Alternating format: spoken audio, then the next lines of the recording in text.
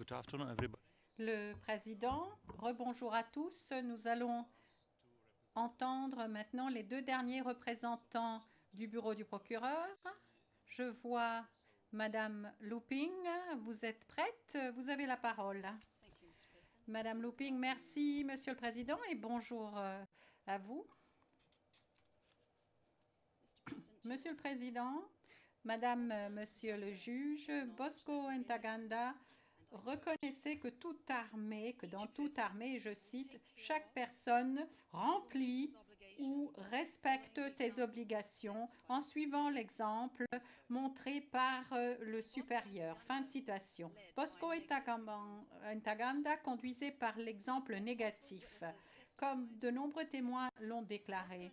Bosco Ntaganda n'a pas été surnommé le Terminator parce qu'il était porteur de paix, mais parce qu'il était un tueur, un notoire tueur violent.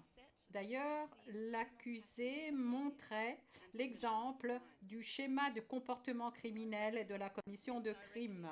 Il a commis directement et indirectement des crimes, il a contribué à des crimes commis par d'autres, il a donné des ordres criminels à ses troupes, où il les a conduits à commettre des crimes et il n'a pas sanctionné ou n'a pas pris toutes les mesures nécessaires ou raisonnables pour prévenir les crimes. Monsieur le Président, il a été prouvé au-delà de tout doute raisonnable que Bosco Ntaganda est responsable individuellement, pénalement, au titre de l'article 25 pour tous les crimes imputés et qu'il a agi avec la connaissance et l'intention requises. Je vais parler des différentes manières dont M. Ntaganda est pénalement responsable au titre de l'article 25. Tout d'abord en tant qu'auteur direct, article 25.3a, et deuxièmement, étant donné qu'il a participé indirectement aux crimes commis ou tentés, en tant que co-auteur direct ou indirect, en ordonnant ou en suscitant des crimes de la part de ses troupes et en contribuant aux crimes de son groupe, l'UPC, qui a agi avec un objectif commun. Article 25.3a, B, D et F. Enfin, je vais décrire de quelle manière M. Ntaganda a agi avec l'intention et la connaissance nécessaires au titre des articles 25 et 30. M. Iverson traite des éléments de preuve montrant le fait que M. Ntaganda n'a pas puni ou pris toutes les mesures nécessaires pour prévenir les crimes. La participation de M. Ntaganda au crime. Bosco Ntaganda a commis directement les crimes d'attaque contre les civils, meurtre, attaque contre des objets protégés, pillage, persécution, et il a recruté et utilisé des enfants soldats.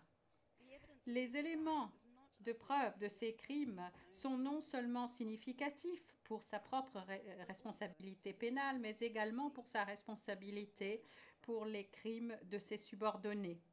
En tant que commandant, il fixait la norme pour ses troupes et influençait leur comportement par la commission de crimes graves. Son comportement indiquait à ses troupes ce qu'on attendait d'eux. Bosco Ntaganda a commis directement les crimes d'attaque contre, de meurtre et de persécution de civils.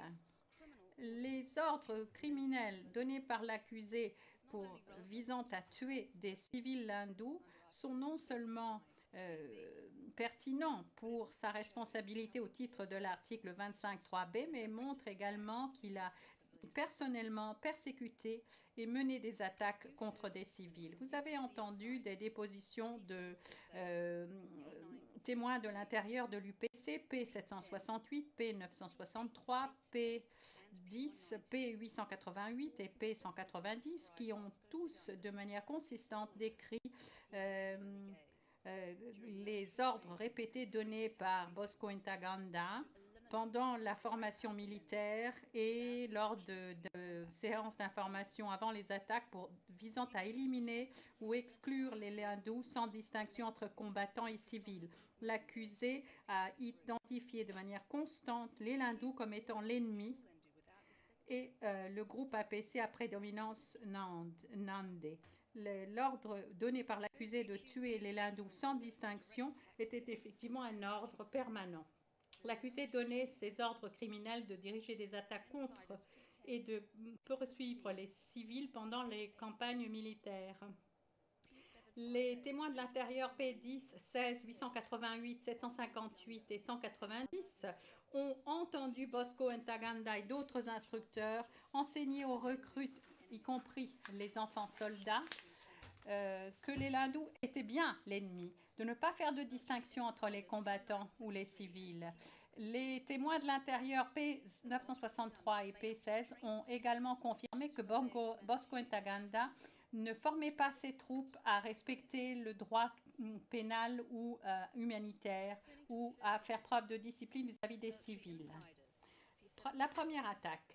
Les témoins de l'intérieur militaire P768, P963, P10 ont tous participé à la première attaque et tous entendu l'accusé donner ses ordres de cibler les hindous avant la première attaque. Bosco Ntaganda accompagnait ses propres mots d'action en participant à plein au crime à Mongalou ou autour de Mongalou et à Sayo. Des témoins de l'intérieur militaire P17, 963, 768 ont vu l'accusé diriger personnellement l'attaque sur le village de Sayo. Les troupes de l'accusé ont mis en œuvre ces ordres criminels en tirant de manière systématique et non discriminée, ce qui a eu pour résultat le meurtre de civils. Le président, s'il vous plaît, est-ce que vous pourriez ralentir pour que le compte-rendu puisse être exact? Nous avons des plaintes de la part des sténotypistes. Madame Looping, toutes mes excuses aux interprètes. P17 a témoigné que Bosco Ntaganda lui avait ordonné de tirer contre les civils qui fuyaient. Près de l'église de Sayo, P894 a vu l'accusé attaquer et tuer 4 civils non émas, y compris 2 enfants. Il a également vu l'accusé abattre le colonel en retraite Lou Salah après l'avoir interrogé et l'avoir accusé de soutenir les hindous. Les éléments de preuve montrent que Bosco Ntaganda a également mené des attaques contre des civils à Mongalou ou aux alentours. Des témoins de l'intérieur, 963, 907, 888 et le témoin direct P894 ont décrit comment l'accusé donnait à ses troupes des ordres visant à chasser les hindous, ordres qui étaient mis en œuvre lors des opérations habituelles de ratissage après l'opération militaire. Ceux qui étaient considérés comme peu importants étaient tués directement. Ceux qui pouvaient détenir des informations précieuses étaient d'abord interrogés avant d'être tués. Je donnerai un exemple. Vous avez entendu un témoin de l'intérieur de haut rang des militaires déclarer que Bosco Ntaganda avait attaqué et assassiné l'abbé Bwanalonga, un prêtre Lendu Ngiti. L'accusé a interrogé et battu le prêtre avant de l'exécuter de sang-froid à bout portant.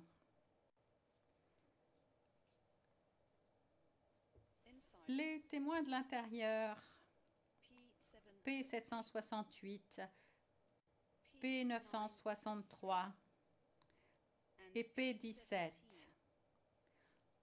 ont également entendu Bosco Ntaganda donner des ordres à ses troupes de tirer ou d'exécuter les personnes capturées, de tirer sur ou d'exécuter les personnes capturées. Et ils ont vu ou appris que des détenus avaient été exécutés à la résidence de l'accusé. Un haut commandant militaire a entendu Bosco Ntaganda ordonner à ses garde du corps de tuer 3 nonnes hindous qui ont d'abord été violées par ces gardes. Le même commandant militaire de haut rang a vu Bosco Ntaganda ordonner à ses escortes d'exécuter 2 civils hindous qui avaient été trouvés près de Nzebi et qui ont ensuite été assassinés. L'accusé donnait des ordres spécifiques à d'autres moments de mener une attaque et de persécuter les hindous. Un autre témoin de l'intérieur militaire de haut rang a entendu Bosco Ntaganda ordonner à ses gardes du corps de tuer des femmes civiles hindous que l'UPDF avait ramenées dans leur camp, disant que, et je cite, ils sont tous considérés comme notre ennemi. Pendant cette première attaque, l'accusé a également systématiquement pillé personnellement et par le biais de ses subordonnés. La défense fait valoir que l'UPC ne volait aucun bien à des fins personnelles, mais Bosco Ntaganda a dérobé des biens qui étaient clairement destinés à sa propre utilisation personnelle, dont de l'or, des postes de télévision, des radios, des congélateurs, des vêtements, de la bière, des véhicules.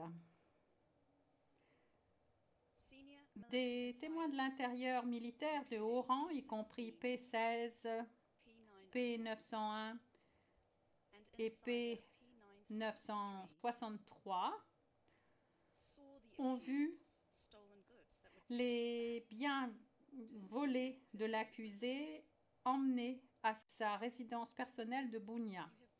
Vous avez également entendu de quelle manière Bosco Ntaganda avait attaqué des objets protégés en pillant l'hôpital de Mangwalu et des églises. Vous avez également entendu comment Bosco Ntaganda recrutait personnellement des enfants de moins de 15 ans. Des témoins de l'intérieur de l'UPC, y compris P963, P768, P901, P10, P769, P41 et P190. Ces témoins ont tous entendu M. Ntaganda prononcer des discours pour encourager la communauté EMA à donner des enfants comme soldats à l'UPC ou pour encourager les jeunes à les rejoindre. Vous avez entendu de nombreux témoins déclarer que Bosco Ntaganda utilisait des enfants de moins de 15 ans comme soldats, certains pour sa propre escorte. Il utilisait les enfants pour participer activement aux hostilités. Certains d'entre eux ont été tués. Je vais maintenant parler de la responsabilité d'Ntaganda en tant que co-auteur. Monsieur le Président, sur l'écran que vous avez devant les yeux, j'ai les clés et les éléments clés de la perpétration, avec ce qui doit être prouvé pour la perpétration directe ou indirecte. D'abord, les deux éléments objectifs, un plan commun entre deux personnes ou plusieurs, y compris l'accusé. La contribution essentielle de l'accusé à ce plan commun et ensuite les deux éléments additionnels qui doivent être prouvés pour une perpétration indirecte. L'utilisation d'une autre personne ou bien d'une organisation organisée et hiérarchique. Et cette organisation étant composée de personnes remplaçables. Dernier élément, le contrôle conjoint des co-auteurs sur l'organisation pour garantir un contrôle commun sur les crimes. On commence par le premier élément, c'est-à-dire le plan commun. L'accusation rappelle, comme cela a été confirmé dans la décision sur l'affaire Lubanga, qu'il n'est pas nécessaire de prouver que le plan a été spécifiquement dirigé ou spécifiquement orienté vers la commission d'un crime ou que le plan a inclus un élément critique de criminalité ou que sa mise en œuvre, de manière à ce que sa mise en œuvre conduisent dans la cour ordinaire des événements à la commission d'un crime. L'existence d'un plan peut être déduite d'éléments de preuve circonstanciels, comme l'action subséquente des co-auteurs. Il ne doit pas être explicite ou par écrit. Les éléments de preuve du plan commun dans cette affaire. Comme vous l'avez entendu, Bosco Ntaganda, en tant que co-auteur, a commis des crimes avec d'autres qui s'étaient mis d'accord sur un plan commun pour reprendre le contrôle militaire et politique de l'Ituri par la force et d'occuper les zones dominées par les non-EMA et d'exclure les civils non-EMA, en particulier les Landu et les Nandé, et d'utiliser des moyens criminels pour mettre en œuvre ce plan, c'est-à-dire tous les crimes imputés. Bosco Ntaganda et ses co-auteurs devaient utiliser la force pour exécuter ce plan visant à contrôler l'Ituri. C'est la raison pour laquelle ils devaient recruter des enfants et d'autres pour constituer leur armée. Il a été prouvé, au-delà de tout doute raisonnable, que Bosco Ntaganda, Lubanga, Kisembo et d'autres étaient co-auteurs du plan commun qui s'est prolongé du 6 août 2002 au moins jusqu'au 31 décembre 2003. Monsieur le Président, quels sont les éléments de preuve du plan commun en cette affaire? L'existence du plan commun est montrée par le contexte ethnique et politique du conflit où l'UPC a été créé, par les déclarations et le comportement des co-auteurs et de l'UPC, y compris les documents contemporains de l'UPC, et par la manière dont toutes les attaques de l'UPC ont été exécutées, y compris la première et la deuxième attaque. L'accusé concède certains éléments clés du plan commun. En effet, il a admis que l'idéologie de l'UPC consistait à évincer une fois pour toutes le mal et que l'objectif était d'avoir le pouvoir au Congo. Les documents de l'UPC confirment que c'est ce mal qu'il fallait extirper de l'Ituri était défini comme incluant les Lindous et leurs alliés, en particulier les forces de l'APC à prédominance Nandé. Les documents de l'UPC confirment également le plan commun de contrôle territorial visant à reprendre l'Ituri et à utiliser le FPLC comme une armée nationale. Par exemple, le document de fondation de l'UPC, les statuts de l'UPC de 2000 font référence au plan consistant à former une armée nationale. Un autre document de l'UPC, en date du 11 août 2002, la déclaration du 11 août 2002, signée par Lubanga au nom du précurseur de l'UPC, le FRP, reconnaît le contenu du plan commun, puisqu'il parle puisqu'il déclare qu'ils vont prendre en charge l'Ituri en évinçant de force le RCD-KML et ses alliés. Le 22 octobre 2002, l'UPC a adopté les actions du FRP du 9 août 2002 comme étant leurs propres actions dans un document, et je fais référence au DRC OTP 0037 0271. Ceci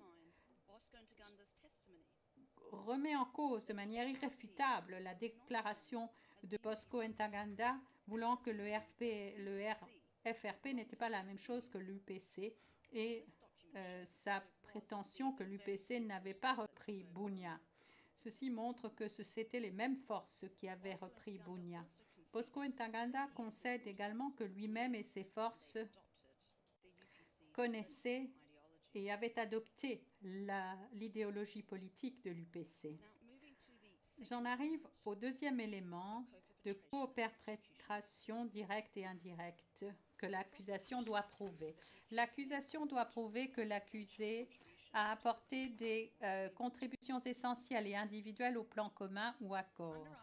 Au titre de l'article 25.3a, il n'est pas nécessaire de prouver que l'accusé a apporté une contribution intentionnelle à chaque crime individuel ou incident criminel qui a été commis sur la base du plan commun.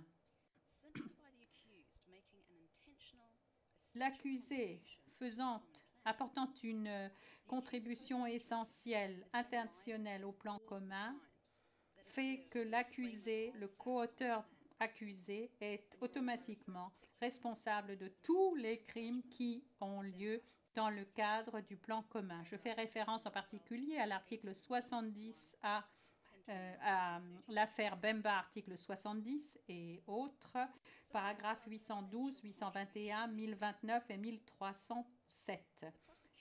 Que signifie contribution essentielle? L'accusation rappelle que la majorité a conclu dans la décision sur Lubanga pour la coperpétration article 25.3a, aucun des participants n'exerce individuellement le contrôle sur l'ensemble du crime, mais le contrôle sur le crime relève d'un collectif en tant que tel. Fin de citation. En conséquence, le terme essentiel dans la contribution ne signifie pas que la contribution individuelle de l'accusé prise séparément ait causé le crime.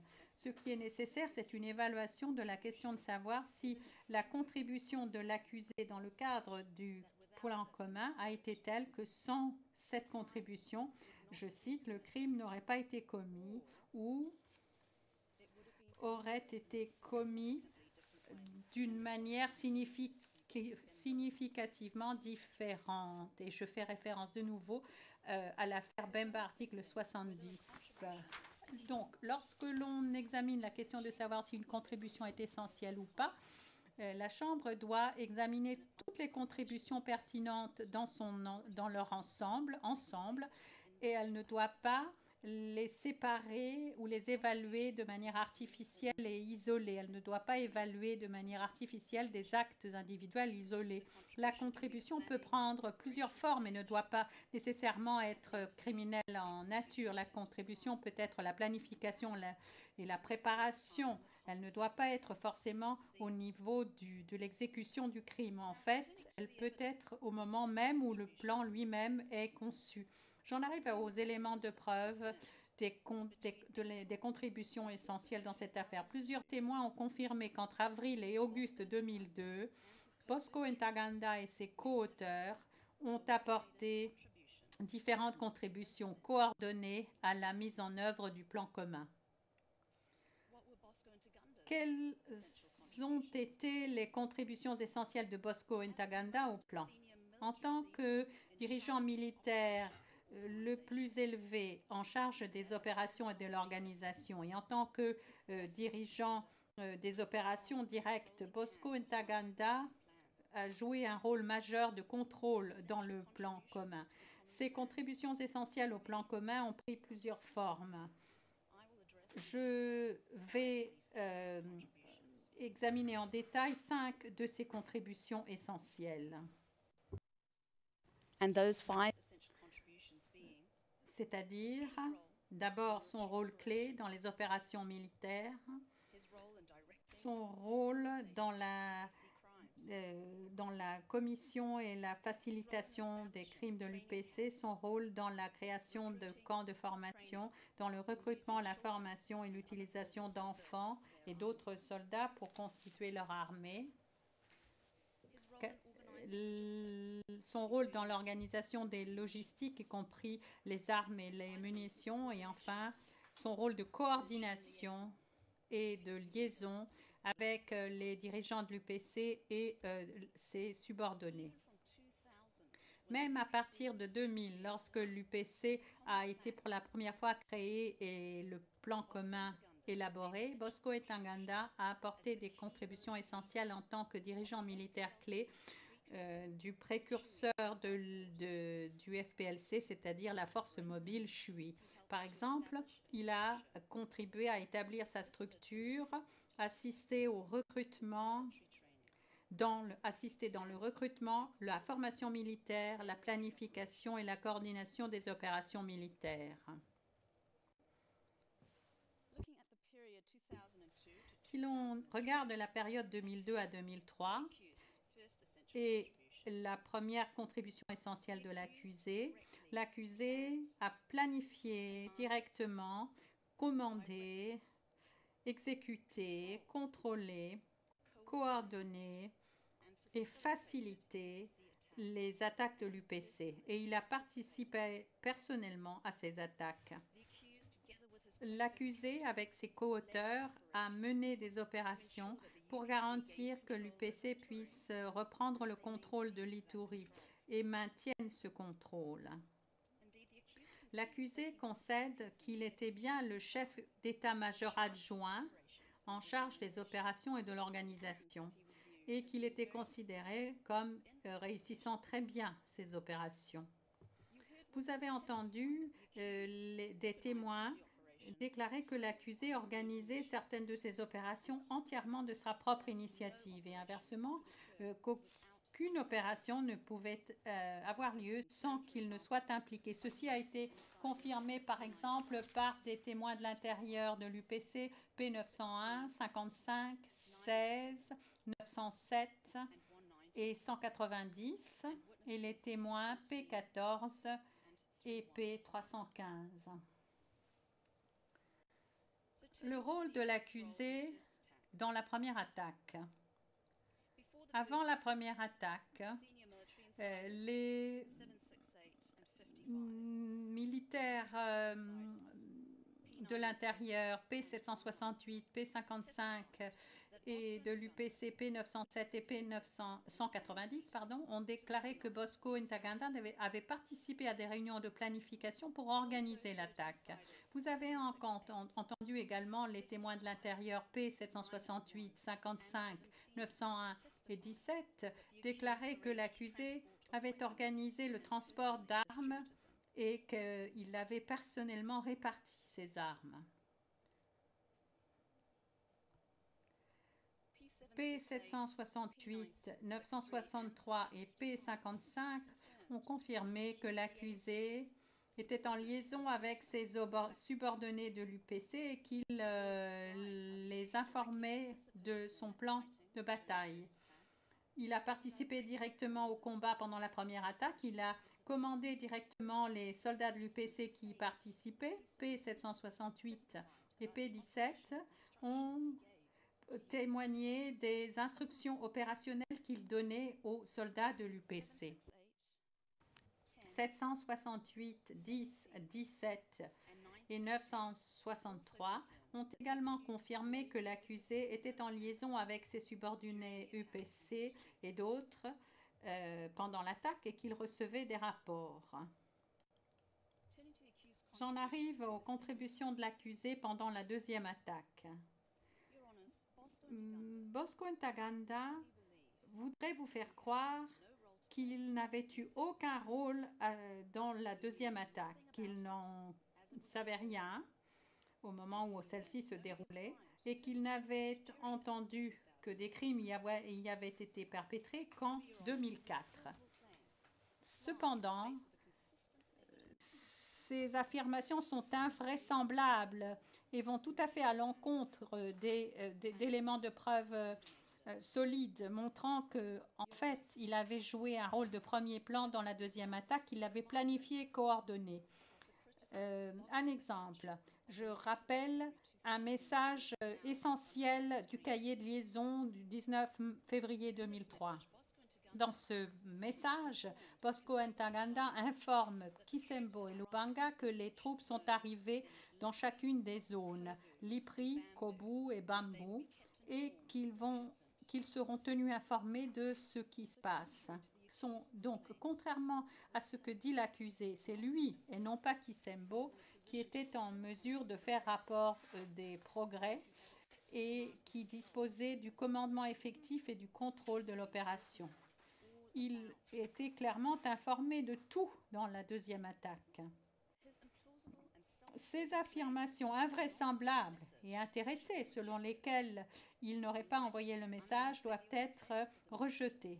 À la lumière du caractère non ambigu du texte du message lui-même et de la confirmation claire d'un témoin de l'intérieur militaire selon lequel Bosco Ntaganda avait bien envoyé ce message. La défense n'a jamais remis en cause la déposition sur ce point. Ce message semble également dans un ordre séquentiel logique et l'accusé n'a jamais prétendu que les messages qui précédaient ou qui suivaient ce message n'avaient pas été envoyés par lui. Ces affirmations sont également contredites par ce que disent ses subordonnés. Vous avez entendu les témoins de l'intérieur P55, 17 et 190 confirmer que c'était Bosco Ntaganda qui avait commandé la deuxième attaque et qui faisait rapport à Kisambo et Lubanga. Le témoin de l'intérieur de haut rang P55 a décrit de manière crédible comment Bosco Ntaganda avait participé aux réunions de pré-planification, donné une description sobre du rôle de l'accusé à cette phase. La défense allègue que P55 a menti, mais ne peut expliquer pour quelle raison P55 n'a pas essayé de renforcer son rôle encore davantage, si effectivement il mentait pour incriminer l'accusé. Vous avez également entendu P55 confirmer qu'avant la deuxième attaque, Bosco Ntaganda avait fourni des armes et des munitions et avait décidé des déploiements. Logbook message. Les messages du cahier de transmission du 17 et 18 février 2003 montrent que l'accusé donnait des ordres de déploiement avant la deuxième attaque. Il faut rappeler également deux autres messages essentiels de ce cahier de transmission du 18 février 2003 que vous voyez sur vos écrans, qui montrent la réalité de ce que c'était l'accusé qui disposait effectivement du contrôle global sur ses troupes pour cette attaque. Dans le premier message, le 18 février 2003, le commandant de brigade Mulanda, qui a mené la deuxième attaque sur le terrain, fait rapport à Salongo, le commandant de secteur, en copiant l'accusé et non pas Kisambo, fait rapport du refus du commandant de bataillon d'avancer sur l'Ypri. Dans le deuxième message du même jour, c'est l'accusé, et non pas Kisambo, c'est l'accusé qui répond en disant que le commandant de bataillon ne peut refuser d'avancer vers l'Ypri. P768 et P46 confirment que les soldats de l'UPC parmi les troupes de Mulanda à Kobu, on considérait que c'était l'accusé qui disposait de l'autorité de commandement sur eux pour cette bataille. D'ailleurs, P17, 963, 901, 290 ont déclaré que l'accusé avait émis des ordres opérationnels aux soldats du FPLC pour cette attaque.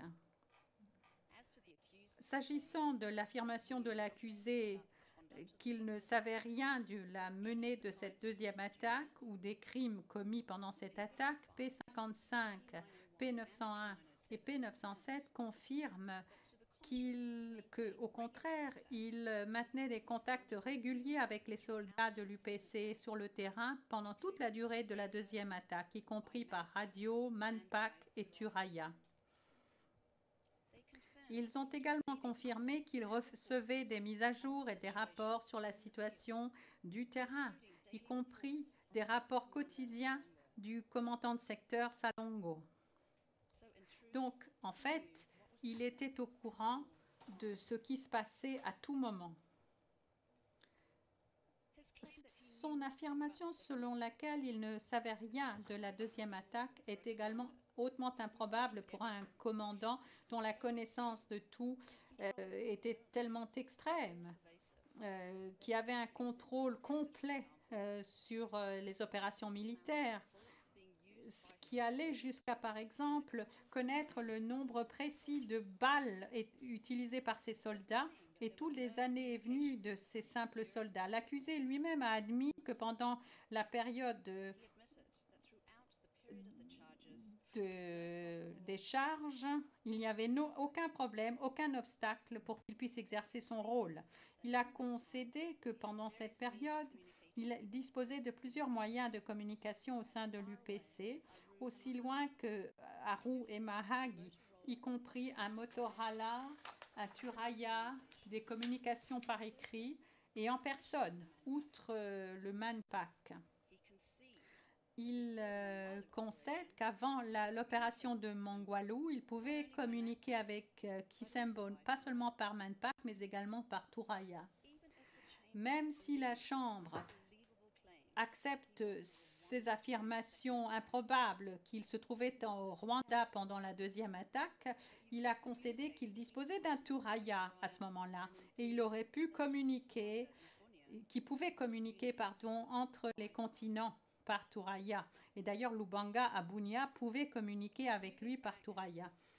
J'en arrive à sa deuxième contribution.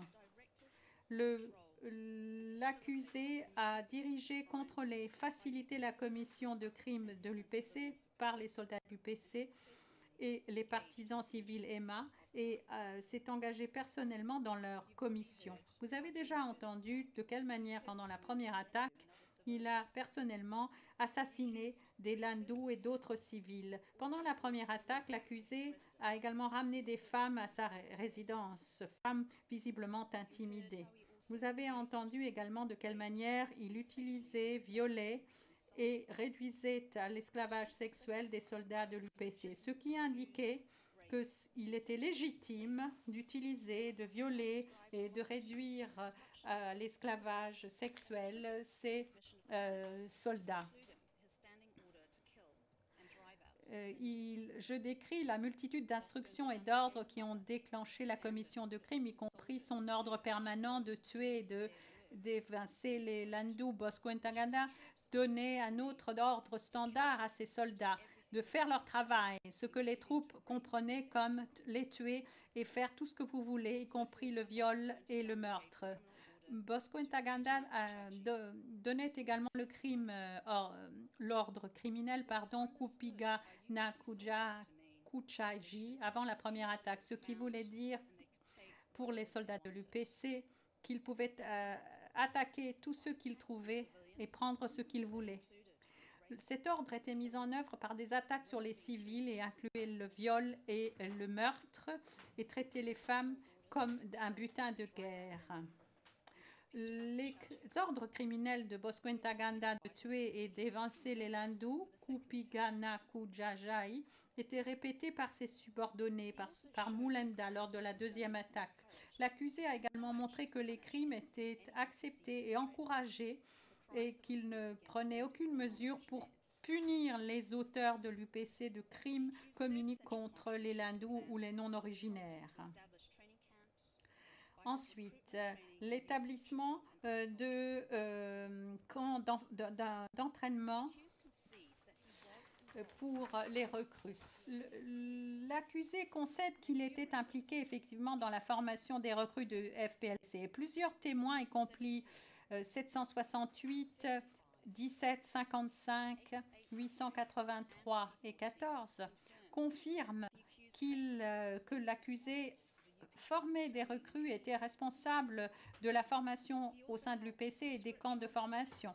Il contribuait également à la construction de soldats, d'enfants soldats. Vous avez entendu de quelle manière il avait enlevé des filles et des garçons à Musipela en 2002, y compris des enfants de 10 à 13 ans. Vous avez entendu P901 et P290 déclarer que Bosco Ntaganda donnait des ordres aux enfants de moins de 15 ans pour qu'ils soient déployés après leur formation. Vous avez également entendu de quelle manière il utilisait personnellement des enfants soldats. Bosco Ntaganda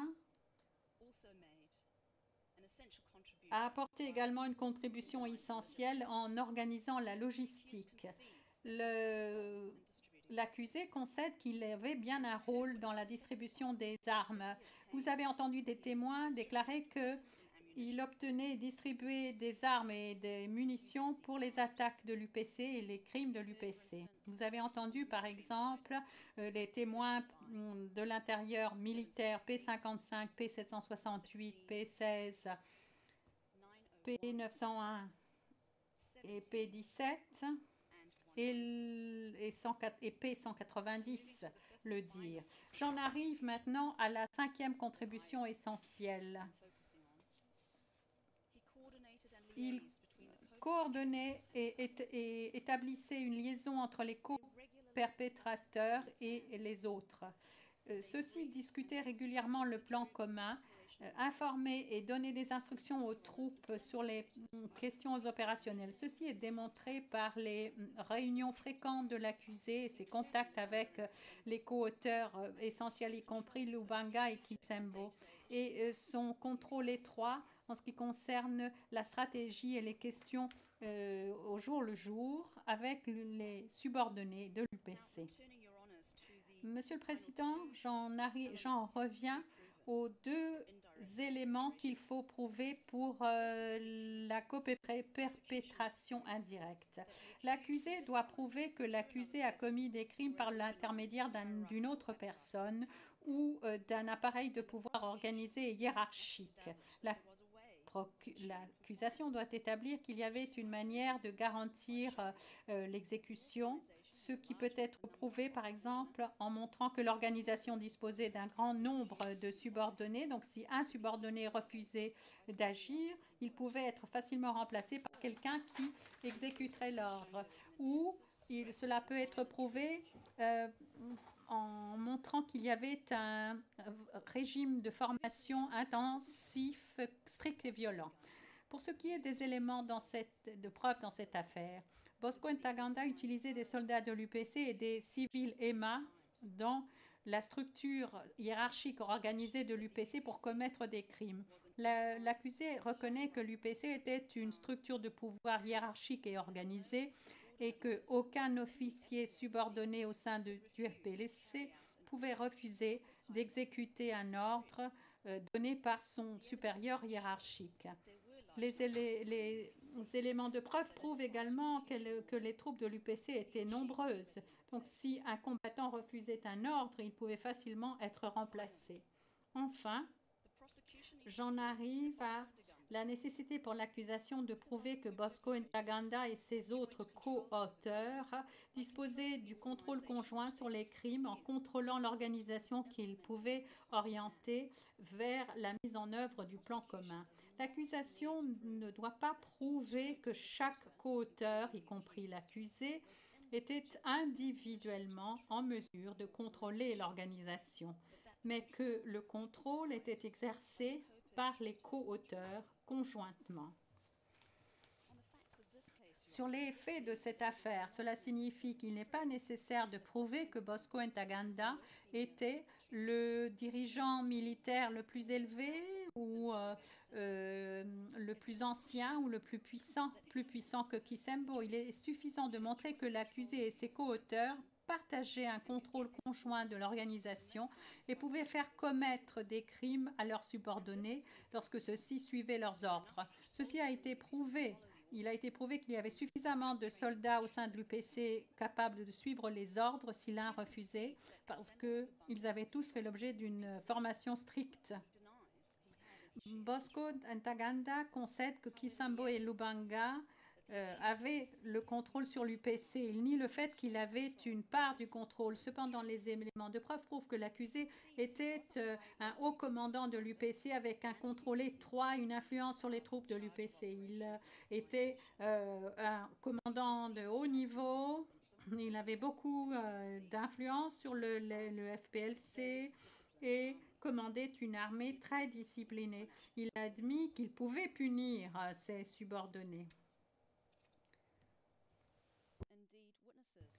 D'ailleurs, des témoins et le cahier de transmission confirment que Bosco Ntaganda et ses co-auteurs imposaient des sanctions sévères à leurs troupes,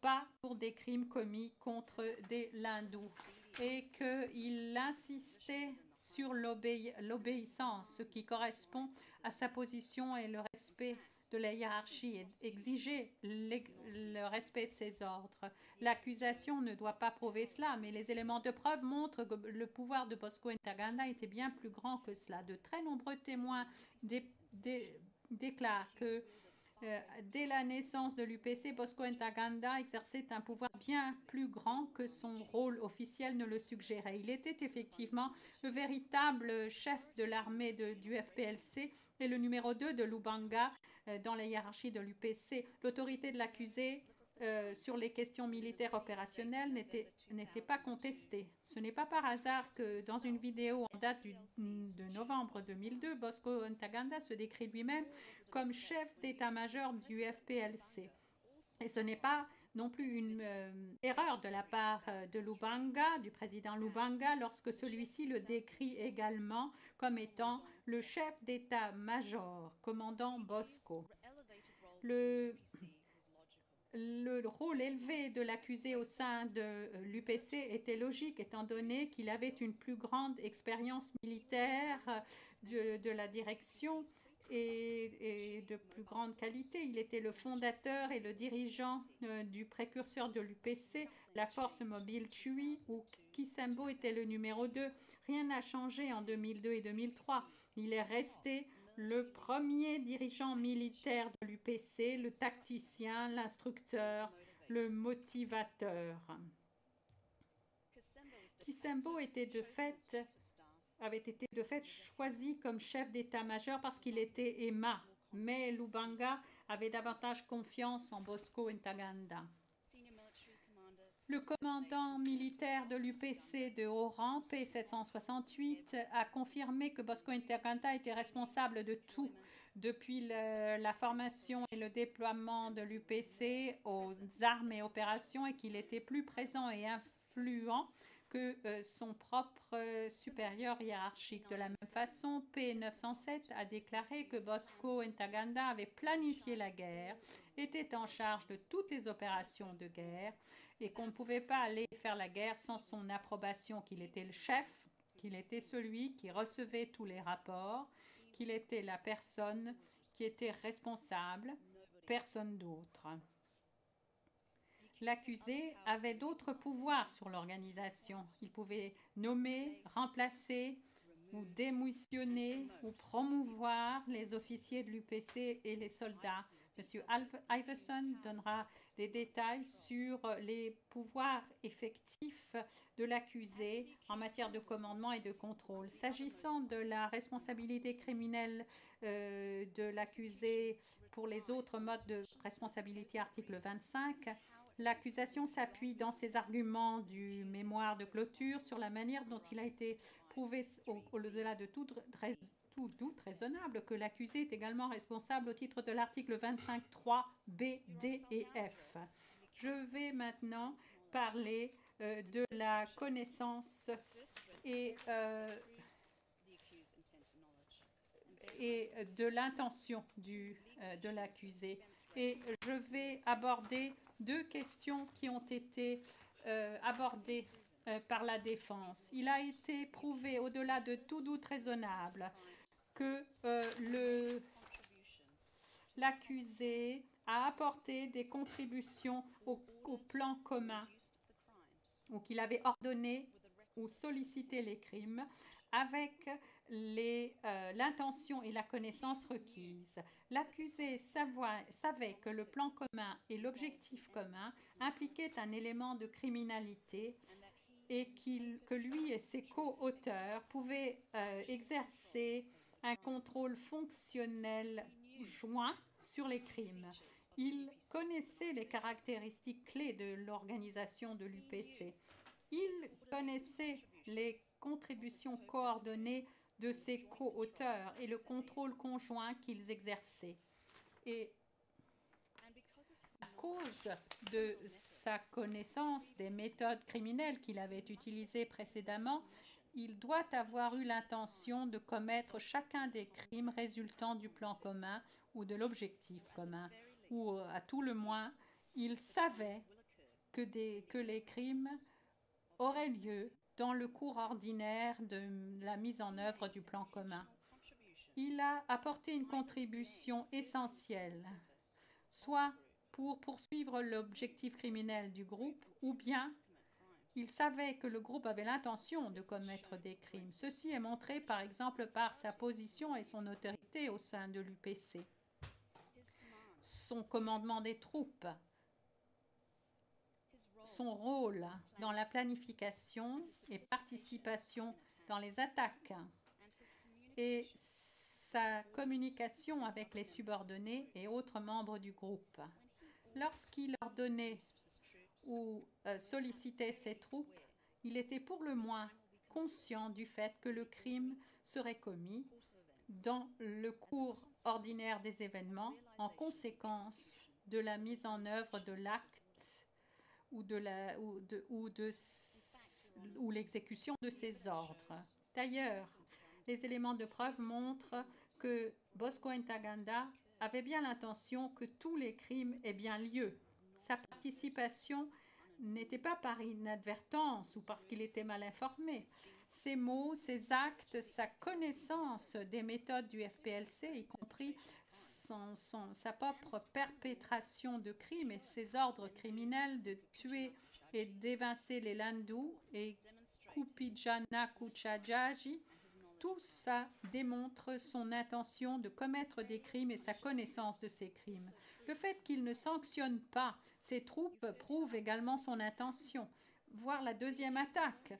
L'accusé non seulement n'a pas sanctionné Mulenda pour les crimes commis à Kobu, mais a parlé de lui comme étant un vrai homme pour les meurtres de civils commis ici. Cette attitude impitoyable était bien cohérente avec son ordre permanent et avec son intention de tuer des Landous. Quelle est l'intention spécifique de l'accusé de persécuter les Landous? Bosco Ntaganda voudrait vous faire croire qu'il n'avait pas l'intention spécifique de poursuivre les Landous, de persécuter les Landous. Il a donné des exemples où il a coopéré avec les Landous. Mais, Monsieur le Président, les quelques rares fois où Bosco Ntaganda a peut-être essayé de coopérer avec les Landous, c'était toujours pour des raisons intéressées. Par exemple, pour faire en sorte que les Landous reviennent à Mongwalu travailler dans les mines d'or pour eux. La défense a également essayé de s'appuyer sur les vidéos et les déclarations de l'UPC pour suggérer que l'UPC n'avait pas l'intention de cibler les Landous. Mais l'accusé et l'UPC utilisaient de manière routinière la propagande pour dissimuler la réalité, c'est-à-dire que les Landous et les Nandés étaient considérés comme leurs ennemis et étaient ciblés, et que l'UPC était une organisation à prédominance Emma, représentant les intérêts Emma ainsi que Tutsi.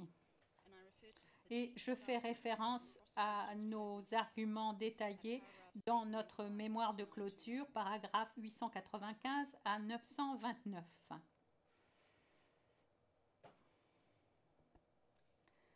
Bosco Ntaganda voudrait également vous faire croire qu'il considérait que c'était son travail que de protéger les civils, y compris les Landous. Monsieur le Président, je voudrais rappeler un seul exemple de la véritable attitude des accusés à l'égard des civils Landous. Ce moment où il est venu à l'église de Sayo, qui protégeait des civils, AP17, a décrit de quelle manière l'accusé avait juré à leur égard en Kinyarwanda va enculer ta mère, juste avant que son garde du corps ne tue l'un d'eux et le reste ont été exécutés à l'arme blanche. Ce n'est pas le comportement d'un commandant militaire qui veut protéger les civils, y compris les Landous. La défense a largement fait comprendre que le chef Kawa et la protection alléguée du chef Kawa de certains Landous civils qui se trouvaient parmi la population déplacée Emma à Mandro prouve que l'UPC ne ciblait pas ou ne faisait pas de discrimination contre les Lindous. L'accusation ne doit pas prouver que les co-auteurs avaient partagé l'intention de persécution de l'accusé. Le chef Kawa a été expulsé de l'UPC, y compris pour un comportement de trahison vis-à-vis du mouvement de l'UPC. La défense n'a pas prouvé que l'accusé avait effectivement abrité les civils hindous, y compris dès 1954 à Mandro. Et qu'en est-il de l'intention et de la connaissance de l'accusé eu égard aux enfants soldats? Bosco Ntaganda savait et souhaitait que des enfants de moins de 15 ans soient recrutés et utilisés par l'UPC comme des soldats. Même lorsqu'il dirigeait la force mobile Choué en 2000, il savait que des enfants de moins de 15 ans faisaient partie de ces forces. Sa connaissance et son intention continue était que des enfants de moins de 15 ans soient recrutés et utilisés comme soldats en 2002 ainsi qu'en 2003 est largement démontré par son propre comportement. Non seulement son travail consistait à savoir ce qui se passait dans le domaine de la formation et du recrutement de l'UPC, mais il a participé directement lui-même à cela, il a enlevé des recrues, il était responsable de toutes les formations, il se rendait régulièrement dans leur camp et il a même acheté leurs bottes de petite taille. Il a lui-même personnellement utilisé des enfants en tant qu'escorte et il les a envoyés au combat. Il a déployé les enfants recrues. Il était présent lorsque d'autres commandants les utilisaient et il a rencontré des groupes qui demandaient ou exigeaient leur démobilisation. L'accusé a également avoué aux responsables des Nations Unies ainsi qu'aux chercheurs P315 qu'il savait qu'il y avait parmi les rangs de l'UPC des enfants. Bosco Ntaganda savait également et souhaitait que les soldats de l'UPC soient violés et réduits en esclavage sexuel. Il était de notoriété publique que les commandants haut gradés de l'UPC, y compris l'accusé lui-même d'ailleurs, violaient les soldats de l'UPC, notamment leurs escortes féminines. Madame, Messieurs les juges, comme je l'ai déclaré, tout au moins, Bosco Ntaganda savait que les crimes se dérouleraient ou adviendraient dans le cadre de la mise en œuvre du plan commun. La première et la seconde attaque n'étaient pas ses premières attaques au sein de l'UPC. Il connaissait les moyens et les méthodes qui avaient été utilisées, et cela grâce à son expérience de commandement lors des attaques contre Bunia, Songolo, Zumbe et Mambasa, Komanda et Ringeti. Il a planifié et a joué un rôle de chef lors de toutes ces attaques précédentes. Lors de ces attaques, les mêmes crimes ont été systématiquement commis. Meurtre ou tentative de meurtre, viol, réduction en esclavage sexuel, attaque de civils et d'objets protégés, pillage, destruction de propriétés et de biens, persécution, déplacement forcé ainsi que transfert. Et lors de ces attaques, même lorsque les combats cessaient, l'UPC chassait de façon routinière les civils non émals lors de leurs opérations de ratissage et ils violaient, tuaient, volaient et détruisaient leurs propriétés. Ces personnes étaient les victimes de crimes multiples de l'UPC lors d'une seule et même attaque et non pas victimes d'un seul crime. Bosco Ntaganda savait également que le viol de victimes le vol de civils, faisait partie de la guerre et les combats parmi les soldats de l'UPC.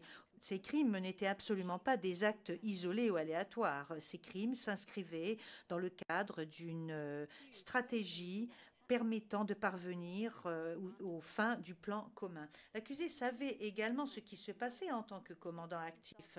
Il a concédé qu'il était commandant actif, qu'il se tenait informé régulièrement de la situation lorsque l'UPC menait à bien des opérations. Il a témoigné, et je cite, « Les troupes savaient que j'étais informé de ce qui se passait, que je les supervisais Et cela montrait au commandant que j'étais au courant de tous les délits qui étaient commis dans nos forces et que je savais véritablement tout ce qui se passait à tout moment. Fin de la citation.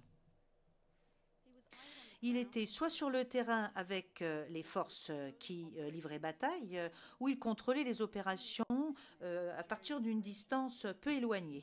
Il savait ce qui se passait durant les opérations. Il devait maintenir maintenir cette conscience opérationnelle afin de pouvoir de façon effective commander ses troupes, maintenir le contrôle sur ses troupes, faire en sorte qu'elles exécutent ses ordres.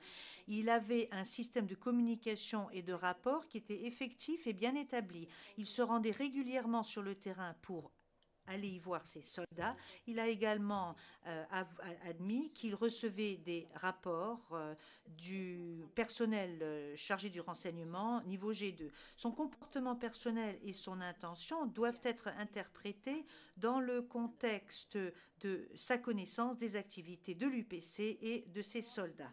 Mesdames, Messieurs les juges, je vais maintenant aborder deux questions juridiques qui ont été soulevées par la défense dans leur réplique. Il s'agit de l'interprétation correcte pour le critère de mens rea en application des articles 25 et 30. Je commencerai par l'article 30. L'accusation est consciente du fait que l'arrêt dans l'affaire Lubanga a interprété le sous-paragraphe 2b de l'article 30 et le sous-paragraphe 3 de l'article 30 en indiquant que l'accusé est conscient qu'une conséquence adviendra dans le cours normal des événements, ce qui signifie que l'accusé est conscient d'une certitude virtuelle. Toutefois, l'accusation exhorte, avec tout le respect qu'elle lui doit, à la chambre de première instance, lorsqu'elle interprétera l'intention et la connaissance en application de l'article 30, d'adopter une interprétation de la formule simple du texte lorsqu'il s'agit d'une conséquence empêchée qui adviendra dans le cours normal des événements. Bien que la chambre d'arrêt dans l'affaire Lubanga ait indiqué que pour les paragraphes 2b et 3 de l'article 30, le critère de la prévisibilité des événements est une certitude virtuelle. Elle a également reconnu qu'une certitude absolue à propos d'un événement futur ne peut jamais exister. Dans l'affaire Bemba, l'accusation a remarqué sa préoccupation ou a indiqué sa préoccupation lorsque l'interprétation de l'article 30 a été donnée par la chambre d'arrêt dans l'affaire Lubanga. À partir de cela, elle émane la norme de la certitude virtuelle qui semblerait accorder une considération insuffisante à ce que signifie de façon pratique le cours normal des événements. Mais cette question n'a pas été prise en considération dans l'arrêt Bemba. La Chambre devrait assurer que toute interprétation de l'article 30 soit conforme au statut, notamment l'objectif consistant à mettre un terme à l'impunité et en conséquence doit rejeter les arguments de la défense suivant laquelle elle devrait utiliser un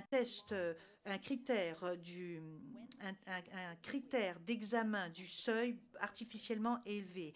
Nonobstant la formule de certitude virtuelle, le contexte plus large de Lubanga ne laisse transparaître aucunement l'intention de faire fi des exigences statutaires suivant laquelle il y a responsabilité lorsque l'accusé est conscient des conséquences qui adviendront dans le cours normal des événements. Et je pense que cela doit être pris en considération. Pour être très clair, l'accusation n'est pas en train de vous suggérer que la chambre d'appel, la chambre de première instance, applique ou devrait appliquer ou applique la norme du dolus eventualis.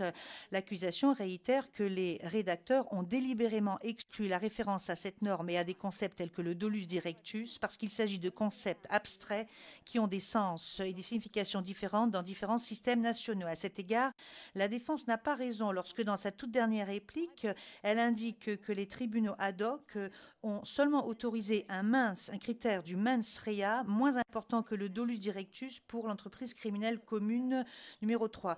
Au contraire, la responsabilité dans ces tribunaux pour ce qui est de planifier, de donner l'ordre, a également été déterminée sur la base du critère du mens rea suivant lequel l'accusé a agi en sachant qu'il était plus que vraisemblable qu'un crime allait être commis. L'accusation fait référence, par exemple, au procureur contre Karadzic, jugement en première instance, paragraphes 571 à 573. Elle fait également référence aux notes de bas de page 1822, 1830 et 1839 dans le jugement Karadzic, pour dire fait référence. Ces modes de responsabilité ont été constamment reconnus comme étant analogues à ceux retenus par l'article 25.3b du statut. Je fais référence par exemple à la décision du mandat d'arrêt Mudakumura. La Chambre a indiqué, et je cite, prenant bonne note de la façon dont la responsabilité a été analysée par les tribunaux ad hoc, fin de la citation, et citant la jurisprudence ad hoc pour l'interprétation de l'article 25.3b et la mise au point de cet article 25.3b. L'accusation avance que l'approche qui devrait être retenue par cette chambre de première instance doit viser l'interprétation de ce qui adviendra dans le cours normal des événements et que cela devrait également être valable pour tous les modes de responsabilité en application de l'article 25 qui se base sur le critère mens rea pour l'article 32b et l'article 33, à savoir que la Chambre devrait adopter une interprétation au coin du bon sens, en sachant que une conséquence interdite adviendra dans le cours normal des événements. En l'occurrence, les éléments de preuve satisfont aux critères du mens rea de l'article 32b et 33, au-delà de tout doute raisonnable. Deuxièmement, dans sa réplique, la défense a soulevé une question au sujet de la portée du mens rea pour l'article 25 et s'interroge et se demande s'il est nécessaire de déterminer qu'il y a une connaissance effective des crimes. C'est tout simplement un effet de l'article 32b et point n'est besoin de prouver que l'accusé avait une connaissance effective des crimes s'il a été établi que, et je cite, il était conscient qu'il contribuait au plan dans le cadre duquel le crime allait advenir dans le cours normal des événements. Fin de la citation. L'accusation accepte que le critère de mens rea de l'accusé a trait à la fois à sa contribution au plan commun et à la nature du plan. En conclusion, Monsieur le Président, l'accusation demande que la Chambre conclue, eu égard aux différents modes de responsabilité de l'accusé en application de l'article 25.3 A, B, D et F et l'article 28, tous ces modes de responsabilité ont été prouvés au-delà de tout doute raisonnable. Ceci met un terme à mon intervention. Le Président, je vous remercie, Madame Looping, et je vais maintenant donner la parole à Monsieur Iverson.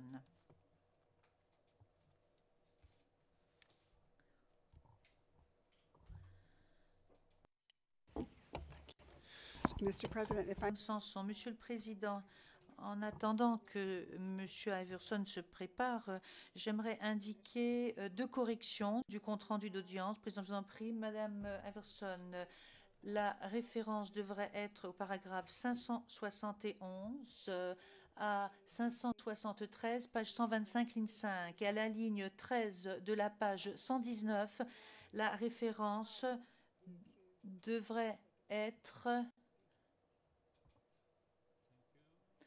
ou devrait viser l'intention spécifique de l'accusé. Merci. Le Président, je vous remercie. D'après mes calculs, l'accusation doit terminer ses interventions ou sont réquisitoires vers 16h15. Est-ce exact? Et est-ce que c'est réaliste surtout, Monsieur Averson? C'est tout à fait réaliste, Monsieur le Président, car mon intention est de terminer avant. Je vais probablement terminer quelques minutes avant 16h. Le Président, je vous en prie, Monsieur Averson.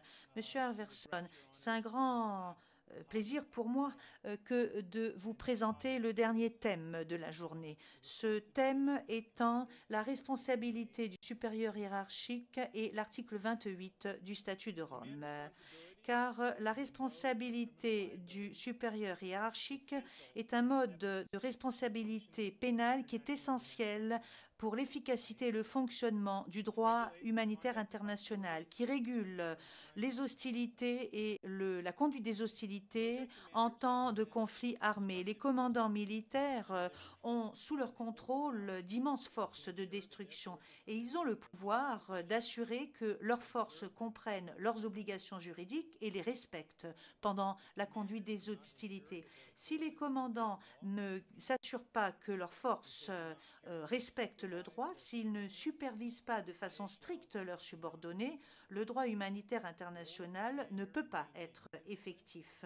Le rôle d'un commandant consiste à maintenir la discipline, à faire régner le droit et à punir les personnes responsables en cas de violation du droit. Et c'est quelque chose qui est extrêmement primordial pour que soit respecté le droit humanitaire international, pour que soient protégées les populations civiles et pour que les crimes graves qui relèvent de la compétence de cette Cour soient prévenus. Si un commandant ne respecte pas son devoir qui consiste à empêcher ses subordonnés à commettre des crimes ou à les punir ou à punir ceux qui sont responsables des crimes, ce commandant doit être considéré comme responsable. Et en l'occurrence, nous avançons qu'il s'agit en l'espèce de M. Taganda. Il y a 4 éléments juridiques dans l'article 28A. La Chambre doit être convaincue au-delà de tout doute raisonnable que, premièrement, M. Taganda était un commandant militaire. Deuxièmement, que les forces qui ont commis les crimes reprochés étaient placées sous le commandement et le contrôle effectif de M. Taganda. Troisièmement, que M. Taganda soit savait ou, en raison des circonstances, à ce moment-là, aurait dû savoir que ces forces étaient en train de commettre, étaient sur le point de commettre de tels crimes. Et quatrièmement, que M. Taganda n'a pas pris toutes les mesures nécessaires et raisonnables en son pouvoir afin de prévenir la commission des crimes, de les réprimer ou d'en référer aux autorités compétentes aux fins d'enquête et de poursuite. Je vais dans un premier temps aborder la question du commandement et du contrôle effectif de M. Taganda sur ses forces.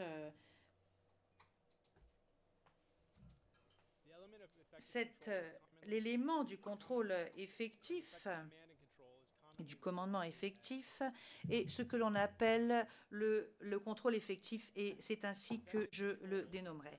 Le contrôle effectif est compris comme la capacité matérielle d'un commandant à empêcher ses subordonnés de commettre des crimes, à réprimer la commission de ces crimes ou à en référer aux autorités compétentes aux fins d'enquête et de poursuite. L'exercice du contrôle effectif dépend de l'existence d'une relation supérieure et subordonnée entre le commandant et les auteurs des crimes. Afin de déterminer si l'élément juridique du contrôle effectif a été prouvé, les cours et tribunaux ont analysé un certain nombre de facteurs pertinents ou d'indices de la compétence ou de la capacité matérielle du commandant à prévenir ou à punir les crimes des subordonnés. Parmi ces facteurs, nous trouvons le pouvoir de donner des ordres, la capacité d'assurer que les ordres sont exécutés, la position du commandant au sein de la structure du groupe, ses tâches, la capacité de donner des ordres à ceux qui sont placés sous son commandement pour qu'ils se livrent à des hostilités et pour qu'ils se retirent lorsque les hostilités ont eu lieu. Le président, Monsieur Averson, s'il vous plaît, pourriez-vous ralentir? Vous utilisez des termes assez complexes. Je souhaiterais que le compte-rendu d'audience soit complet et précis. Nous avons du temps à notre disposition, donc ralentissez, je vous prie. Monsieur Averson, je prends bonne note de votre intervention et je ralentirai.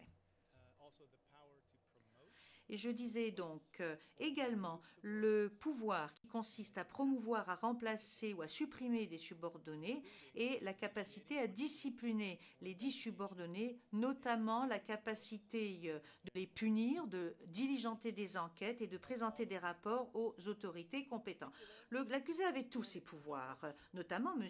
Taganda a d'ailleurs reconnu qu'il avait conservé la capacité matérielle pour prévenir et punir les crimes lors de sa déposition, en confirmant qu'il pouvait détenir des commandants de secteur, je cite, sans hésitation, fin de la citation, et il a dit, je cite à nouveau, je pouvais punir tous mes subordonnés.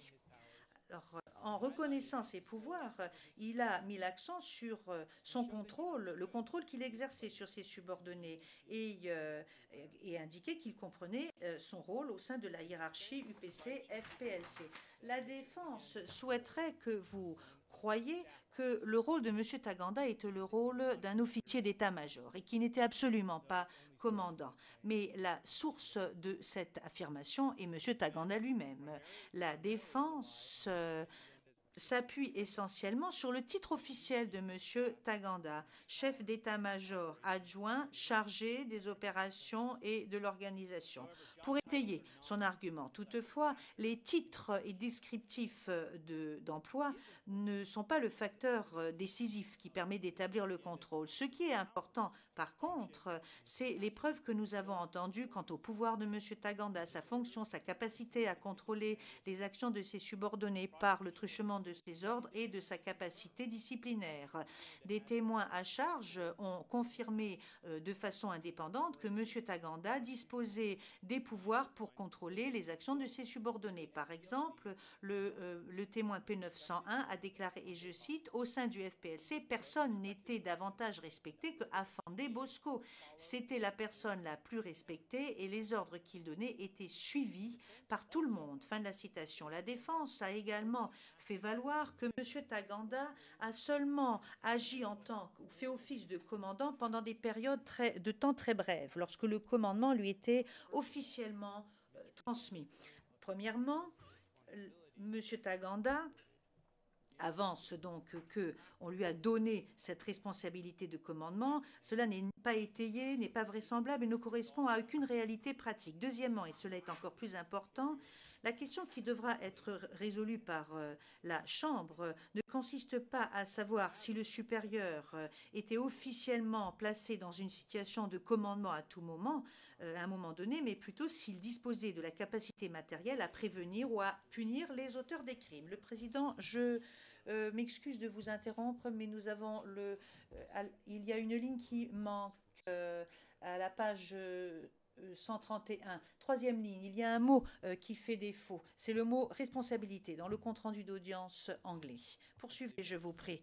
Monsieur Averson, oui, je pense que vous avez raison. Monsieur le Président, oui, tout à fait. La défense fait également valoir que deux commandants ne peuvent pas commander en même temps. Et donc conclut en conséquence que M. Taganda et M. Kisembo ne pouvaient pas détenir le commandement simultanément. Alors cela peut avoir un certain sens.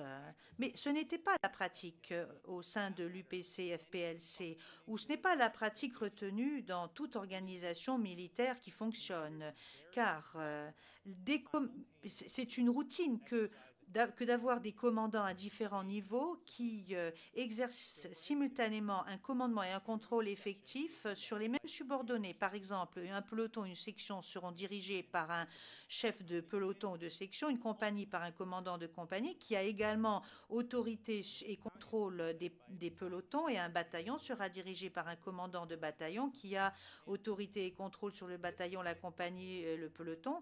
Et cela est valable pour tous les niveaux de commandement, et ce jusqu'au plus haut niveau, au niveau du QG de l'organisation. Et tous ces commandants sont responsables de leurs unités respectives. Ils ont une responsabilité juridique.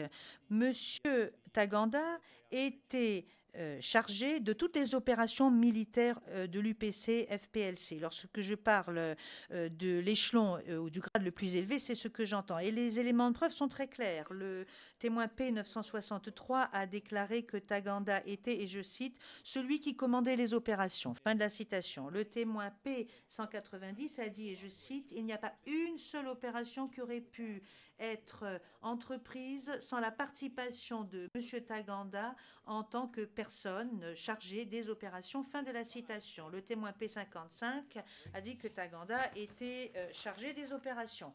Et le témoin P14 a dit, et je cite, en termes opérationnels, l'armée était fondamentalement dirigée par Bosco Taganda. Fin de la citation. J'en viens maintenant à la connaissance de M. Taganda, à la connaissance des crimes qui lui sont reprochés.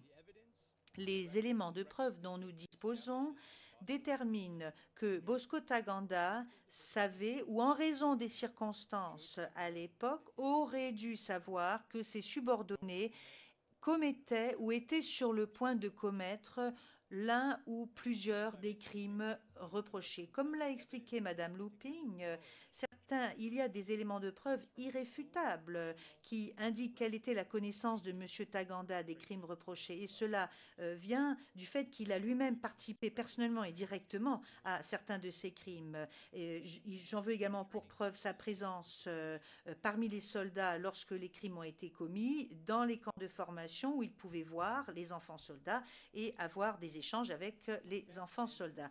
La défense fait valoir que M. Taganda n'avait qu'une connaissance limitée de certains des délits commis par ces soldats, mais qu'il n'avait pas de connaissance des crimes qui lui sont reprochés.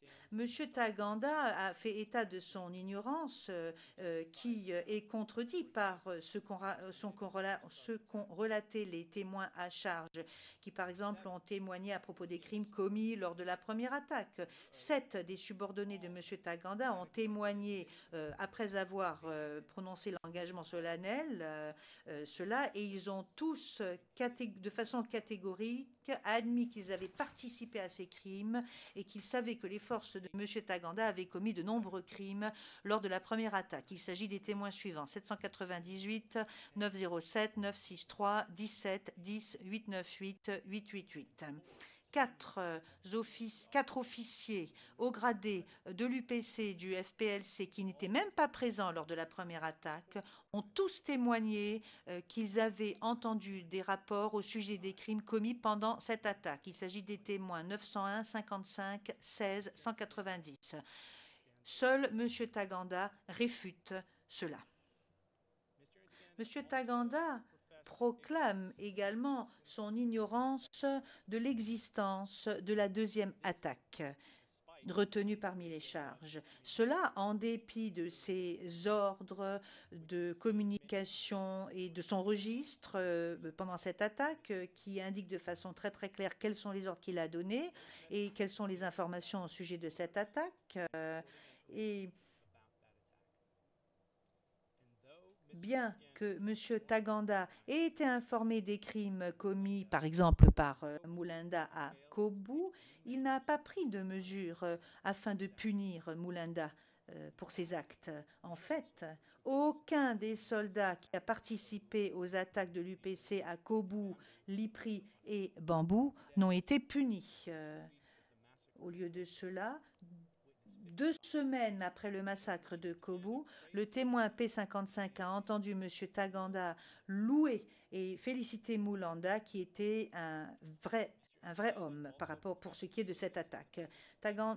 Taganda proclame également son ignorance de la présence, quant à la présence des enfants ayant moins de 15 ans parmi l'UPC, le FPLC, même s'il pouvait le voir. Il pouvait les voir beaucoup mieux que vous ne pouvez vous-même les voir dans les vidéos que nous présentons comme preuve. Et M. Taganda proclame son ignorance des crimes de viol et de réduction en esclavage sexuel. Lors de sa déposition, M. Taganda a reconnu que les filles étaient séparées pendant la nuit pour leur protection. Et pourtant, il savait également que cette séparation n'était pas valable dans toutes les circonstances. Par exemple, lorsque il décidait de donner l'ordre à ses escortes femmes, aux filles, de venir dans ces quartiers, et comme vous l'a expliqué le témoin P10 lui-même, pour les violer. Au vu de ces conditions de coercition qu'il a encouragées par ses propres actes, il était pleinement conscient que d'autres commandants faisaient la même chose.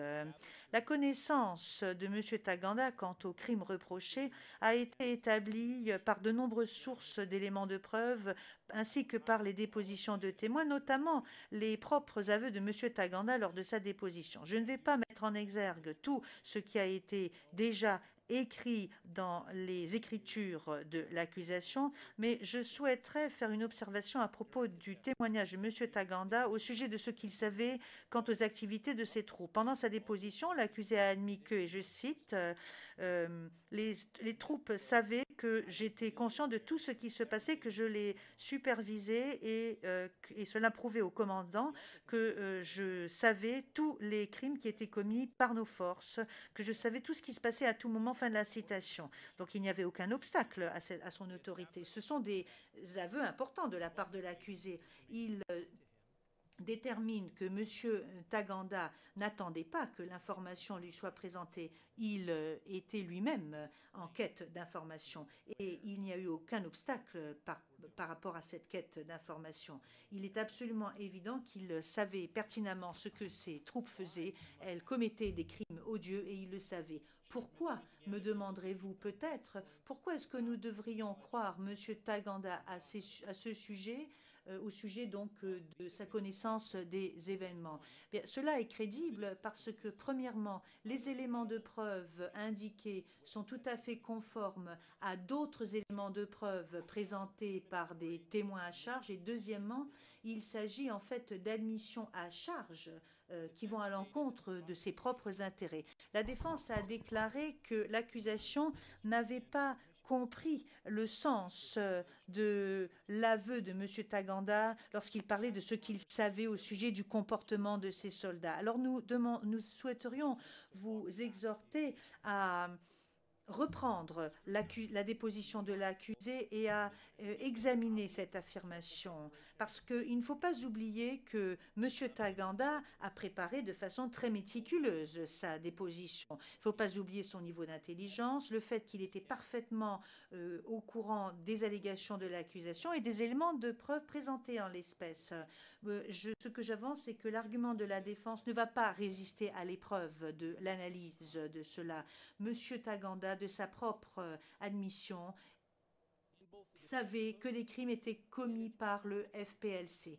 Dans le mémoire de clôture de la défense et dans sa réplique, la défense indique que la norme que l'on trouve dans l'article 28 du statut de Rome, la norme étant aurait dû savoir en raison des circonstances à l'époque, aurait dû être interprétée comme la norme avait des raisons de savoir que l'on trouve dans les statuts des tribunaux ad hoc.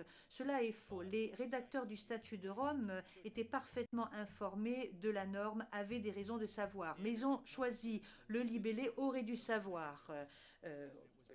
Cette norme englobe une forme limitée de négligence criminelle et elle a été délibérément introduite dans le statut dans l'article 21. Et on ne peut pas trouver une autre interprétation. Il faut savoir qu'il y a un distinguo très subtil et prudent qui est établi entre l'article 28A petit 1 et B petit 1, en ce sens que cela illustre l'intention explicite des rédacteurs d'imposer un devoir actif en matière de droit pénal aux commandants militaires et aux personnes qui agissent et qui doivent être et rester informés des activités de leurs subordonnés, ce qui est conforme à la pratique militaire et au droit humanitaire international. J'aimerais maintenant indiquer ou parler du fait que M. Taganda n'a pas pris les mesures nécessaires et raisonnables. Les preuves démontrent, au-delà de tout doute raisonnable, qu'en dépit de sa capacité matérielle à agir, M. Taganda n'a pas pris toutes les mesures nécessaires et raisonnables en son pouvoir pour prévenir les crimes, les réprimer et en référer aux autorités compétentes aux fins d'enquête et de poursuite. D'après la défense, M. Taganda a pris de nombreuses mesures préventives et répressives pour assurer la discipline au sein du FPLC. L'accusation accepte que dans certains cas qui ne font pas l'objet de charges, M. Taganda a puni ses troupes lorsqu'elles avaient désobéi à ses ordres, lorsqu'il y avait des déserteurs, lorsque des armes avaient été perdues et lorsqu'il y avait d'autres délits qui avaient été commis et qui étaient considérés par M. Taganda comme étant extrêmement importantes. Donc les éléments de preuve démontrent que M. Taganda n'a pas pris toutes les mesures nécessaires et raisonnables en son pouvoir pour prévenir, réprimer les crimes ou en référer aux autorités compétentes aux fins d'enquête et de poursuite. Les mesures générales, ambiguës et limitées que M. Taganda avance avoir prises étaient inadéquates, n'étaient pas raisonnables au vu de la capacité matérielle importante de M. Taganda et au vu de la portée de la catégorie des crimes commis. Et de plus, et cela est également important, telle que nous comprenons la position de M. Taganda et nous pensons aux crimes qui lui sont reprochés, M. Taganda indique que ces crimes n'ont absolument pas eu lieu. Il réfute de façon catégorique la commission des crimes. Donc logiquement, en conséquence, il n'a pris aucune mesure pour réprimer cela.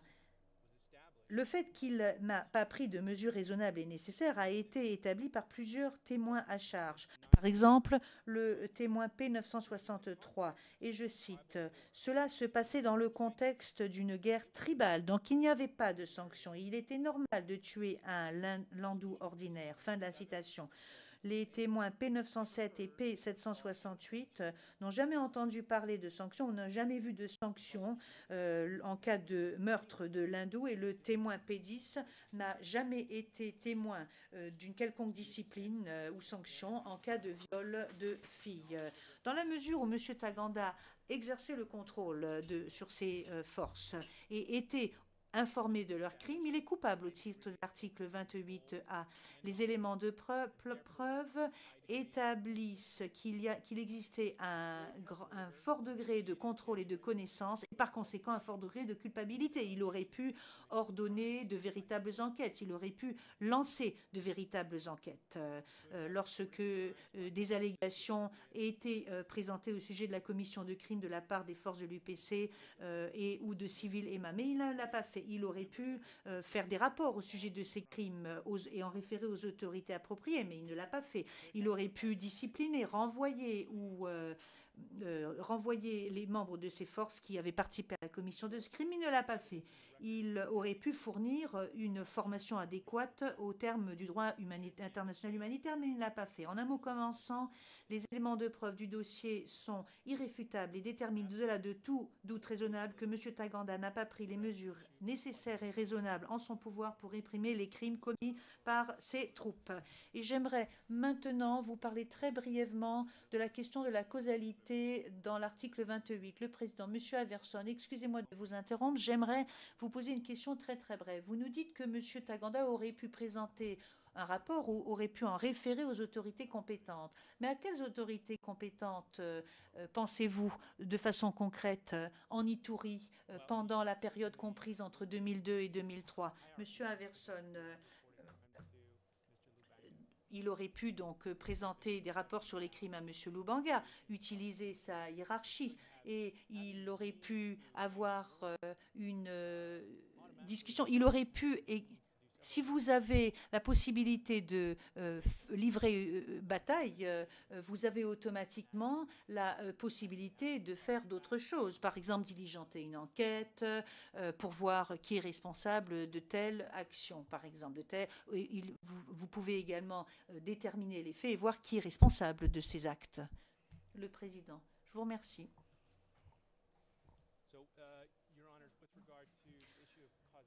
Alors, pour ce qui est de la question de la causalité, la défense affirme dans sa réplique que, je cite, l'accusation doit prouver l'élément de causalité entre les crimes commis et le fait que le commandant n'a pas su exercer un contrôle effectif.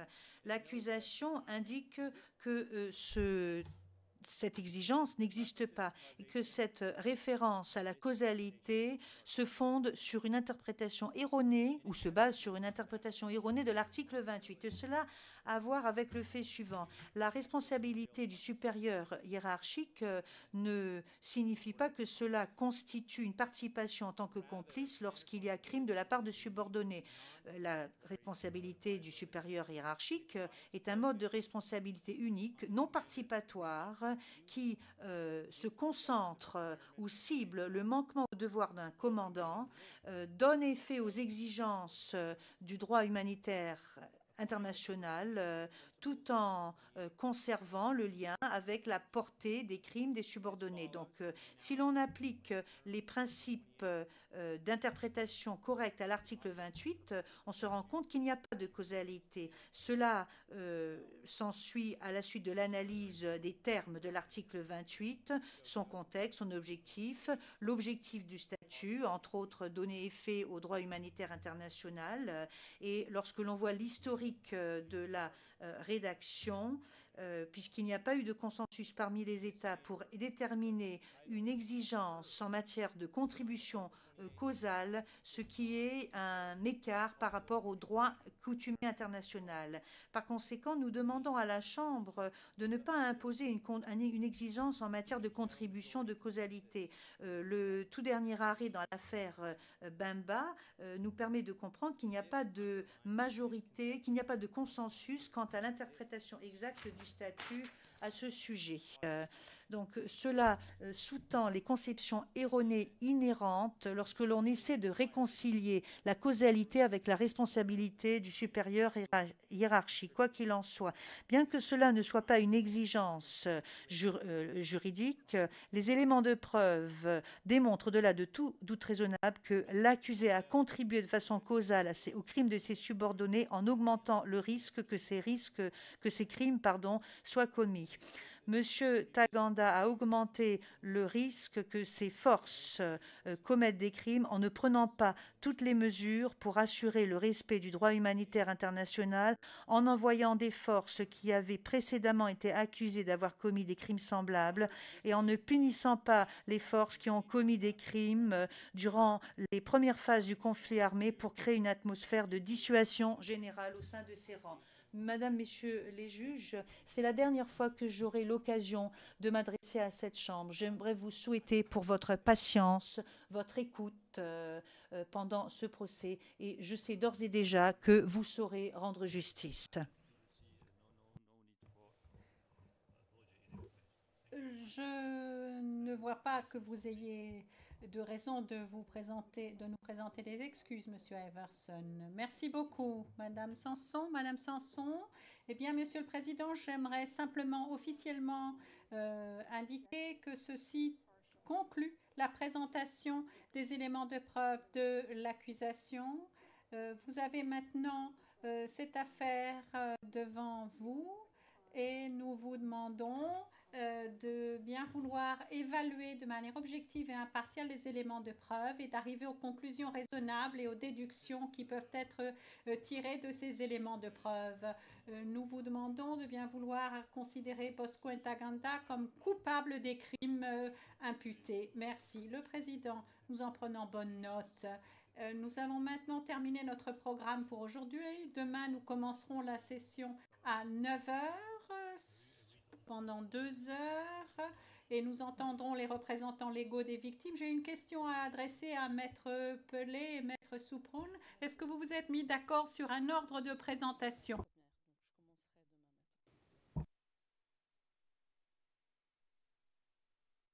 Le Président, très bien. Nous commencerons à 9 heures demain matin. Pour le moment, nous levons la séance.